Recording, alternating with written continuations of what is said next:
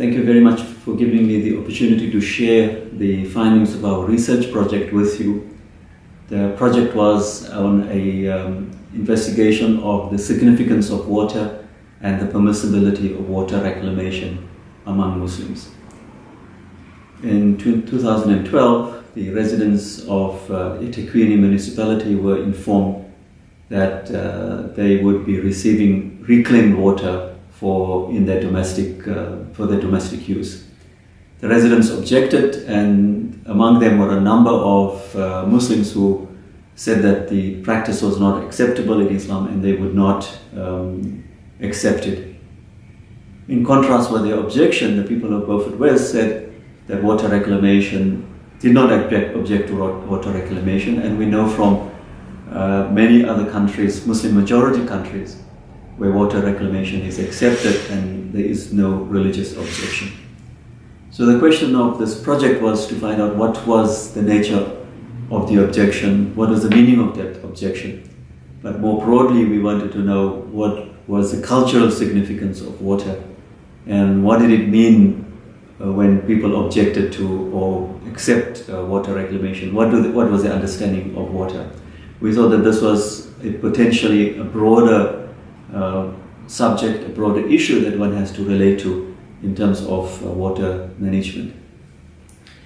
So this particular research project started with developing a number of reports on the cultural significance of water, on the broader significance of how water is thought of, how it is used in religious and cultural contexts.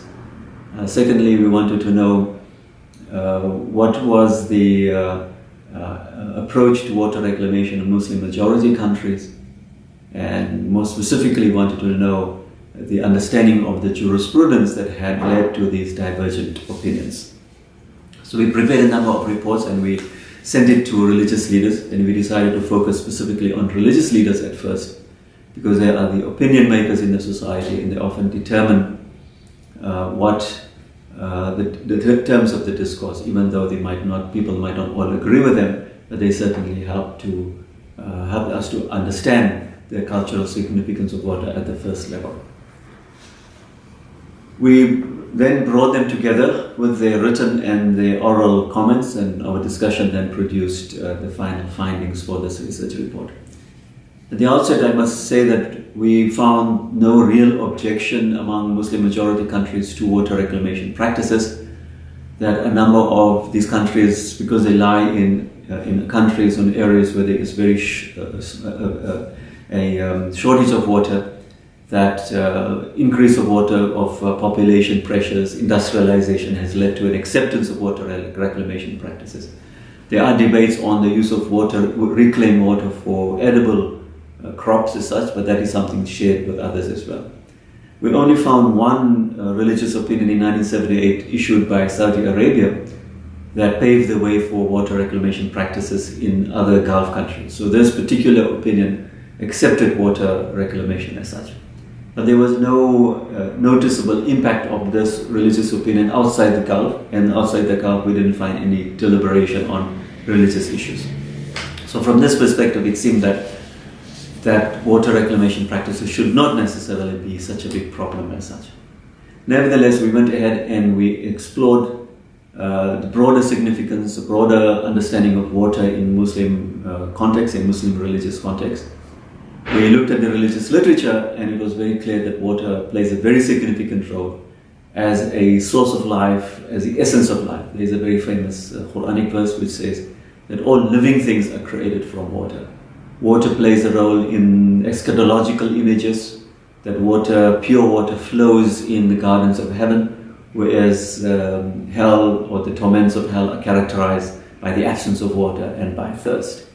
So there's an abundance of water imagery and water symbolism in religious literature. But water particularly also plays a role in purification, ideas of purification. Water is an ideal means of purification at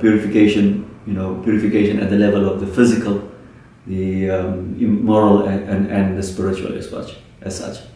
It is the physical purification that is debated extensively in the books of jurisprudence, and so we decided to look more specifically at this as such. Purification rituals, or at least the books of jurisprudence about how to live a life, how to live a moral life, begin with a topic of purity, and it is these first chapters that deal more specifically with water. So jurists have actually divided, spoken about the natural source of water, thought about pure water that flows, that doesn't necessarily have an unnatural color or unnatural taste or odor, that water is abundant in quantities as such. Even though there are impurities, there are abundant impurities as such. So the jurists identified natural sources of water. Then they identified the kinds of impurities that may impact on this water. Generally, they were a bit liberal, but they did emphasize that water can be made impure by the falling of objects in it. Generally, it is from humans to insects, to mice, to dogs, to cats. And they had elaborated in detail what makes water impure and not fit for use for ritual and for human consumption. But generally they argue that water which flows, which even though there are impurities, there has to be if there is a large enough quantity of water, and the impurities do not affect the condition of the water, then that water remains pure. They do not necessarily speak about reclaimed water as such. They never thought about water that can be reclaimed from its original state as such. But what they thought about the impurities and how that impacts on the water can be seen as a result, can be seen in our contemporary context as reclaimed water. Another thing that they emphasized a lot on was water, the scarcity of water, and the necessity to use it judiciously and almost even frugally. There is a very famous text which says that even if you are in front of a river, a flowing river, you should only use a little amount of water for purification practices. You should not necessarily abuse and use water excessively. So this frugal use of water is contrasted with this abundance of symbolism of the water as such. One must notice that this jurisprudence was not shaped in the context of industrialization, in the context of modern medical contaminants as such. So there is no explicit definition and discussion of water reclamation. But the majority of the scholars and the jurists that we spoke to agree that the modern form of water reclamation can actually be compared with the traditional understanding of water which does not have too many impurities as such. We did receive one opinion that objected, that said that water cannot be purified at all. But on close inspection we found that it did not necessarily make a material impact on how this particular person would view water that has been reclaimed, as long as it is flowing or it doesn't have unnatural qualities as such. The person who sent us his opinion clearly was thinking of water as a pure substance, not necessarily made of molecules, but a pure substance that lost its original nature and which could not be regained anymore.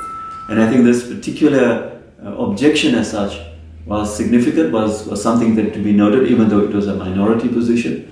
But as I said, that it did not materially impact on how water should be treated coming out from a reclaimed water plant as such.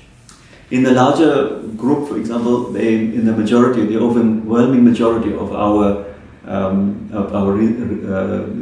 research partners agree that water can be reclaimed, that water can be used after reclamation practices. They did raise concern about the excessive leakage in the system. They felt that this was a violation of an Islamic principle of water excess, of not conserving the supply of water. They did ask that the Water Research Commission should run campaigns about the measures that have been taken to purify water, particularly against modern chemical and medical contaminants. And that's something that they raised specifically concern about.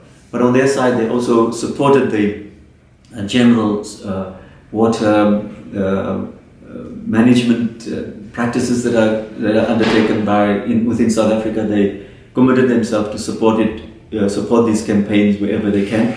And then more specifically, they also suggested that mosques should begin to think about recycling water. And one of the mosques was identified as as an experimental site, which could be promoted elsewhere as well. So in conclusion, that water plays a very significant role in Islamic jurisprudence, but also in the broader religious literature. The source of life is water. That water is it plays a very important role in the cosmological understanding of Islam. But water more specifically plays a role in jurisprudence, and there the water develops a treatment, or at least receives extensive treatment about purity and impurities that we found did not directly disagree with the kind of water management or water reclamation practices that are carried out in contemporary societies. This particular project should be part of a broader project on thinking about the significance of water, the cultural significance of water. I think it would be very important to understand cultural significance in terms of water management, so that unnecessary impediments cannot come in the way of water management. But we also find evidence that by looking at the cultural significance of water, that water management could actually be enhanced with the support of a cultural view or a symbolical view of water as such. We hope that this small project would be the basis for more broader research on the cultural worlds of water in South Africa and beyond.